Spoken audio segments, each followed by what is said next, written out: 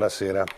Finalmente la questione morale è diventata una notizia da prima pagina. Da quando sono uscite sui media le intercettazioni che riguardavano il figlio di Antonio Di Pietro, Cristiano, per i partiti della maggioranza e anche parte della minoranza la questione morale è diventata una priorità. In sintesi la questione sta in questi termini. Il figlio di Antonio Di Pietro, Cristiano, consigliere provinciale a Campobasso, è stato intercettato al telefono mentre raccomandava a alcuni professionisti perché si potesse valutare la loro nomina in commissione di collaudo di alcune opere.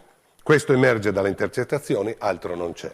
La presa di posizione di Antonio Di Pietro è stata immediata. Ha subito dichiarato: la giustizia deve essere uguale per tutti, non c'è figlio che tenga, men che meno il mio. Anche mio figlio deve andare dai magistrati se e quando lo dovessero chiamare, perché ad oggi non è accusato né indagato di nulla. Comunque, al di là del fatto se il comportamento di Cristiano Di Pietro sia penalmente rilevante oppure no, lui si è autosospeso da Italia dei Valori, visto che per un politico raccomandare qualcuno non è eticamente corretto.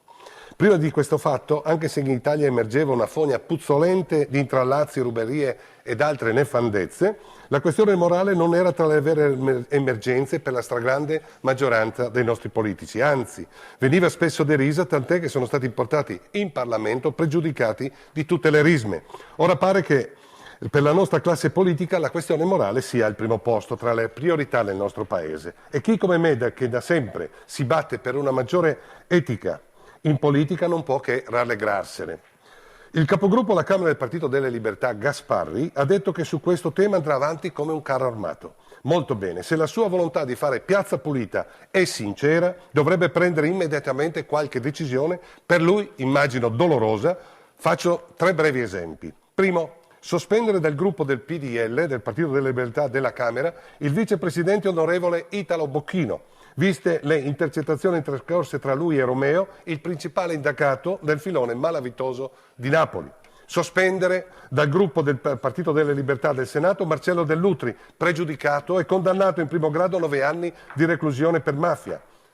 Terzo esempio, abrogazione della legge Alfano, quella legge che rende immuni Berlusconi come il Re Sole, e nel frattempo sospendere lo stesso onorevole Berlusconi dal gruppo del PDL della Camera in quanto imputati in vari processi. Se questa volontà di pulizia emersa in questi ultimi giorni è genuina, questi dovrebbero essere i comportamenti conseguenti.